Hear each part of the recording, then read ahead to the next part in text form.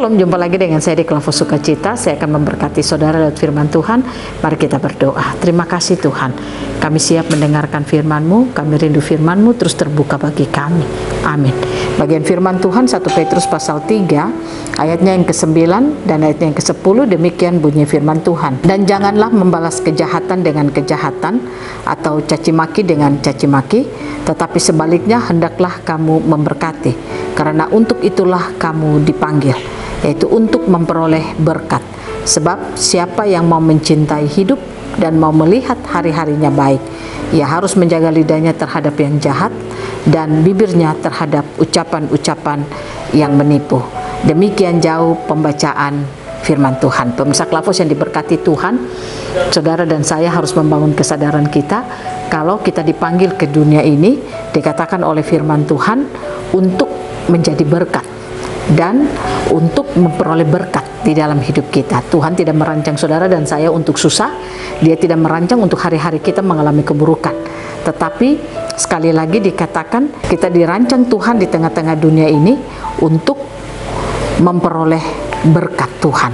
Nah, oleh karena itu kalau saudara dan saya memperoleh berkat Tuhan, itu berarti kita tidak akan hidup dalam penderitaan, kita tidak akan hidup miskin, kita tidak akan hidup dalam kekurangan, tetapi saudara dan saya akan mengalami kelimpahan di dalam hidup kita.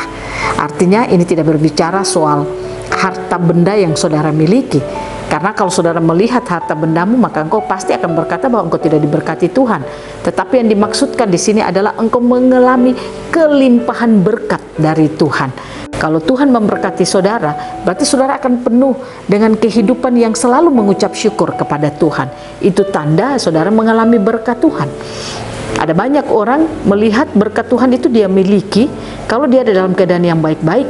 Tapi kalau dia dalam keadaan yang tantangan-tantangan yang banyak, dia akan melihat bahwa seolah-olah Tuhan tidak memberkati dia. Saya ingin katakan kepada saudara, berkat Tuhan bagi kita bukan tergantung apa yang kita dapatkan, bukan tergantung apa yang kita miliki, tetapi tergantung apa yang dia kerjakan di dalam kehidupan saudara dan saya.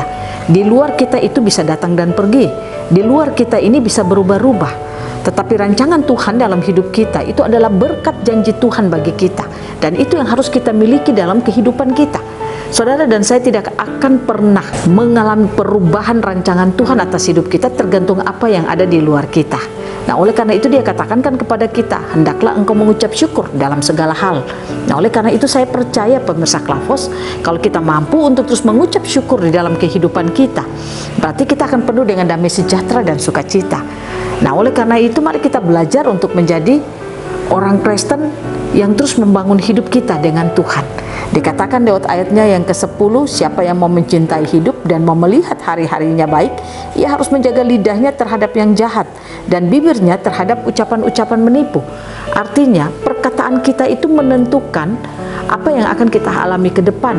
Perkataan itu menunjukkan apa yang ada di dalam kehidupan kita. Contoh, kalau hidup perkataan saudara itu sering kata-kata yang lemah, kata-kata yang tidak berkemenangan, maka saya katakan bahwa kata-katamu itu menentukan apa yang engkau alami dalam hidupmu, apa yang engkau pikirkan dalam perjalanan kehidupanmu. Kata-kata itulah yang menentukan perjalanan kehidupanmu, karena apa yang diperkatakan orang itulah yang diyakininya.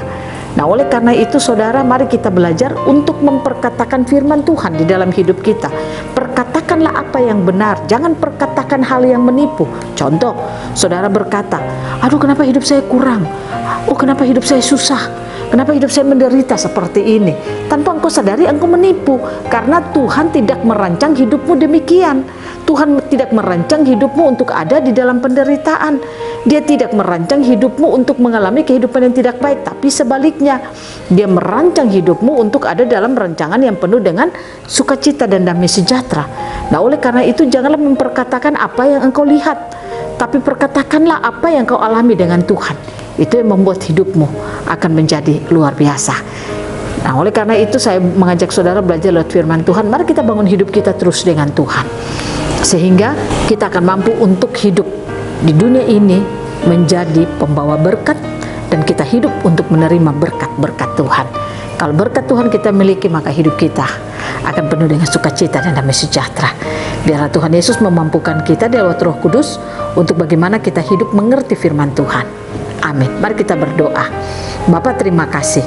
Kami boleh mendengarkan firman-Mu. Kami tahu kami hidup, Engkau merancang kami untuk kami mengalami berkat-Mu di dalam perjalanan hidup kami. Tolonglah kami, mampukan kami untuk berkat-Mu terus mengalir dalam kehidupan kami. Amin. Shalom, Tuhan berkati kita semua.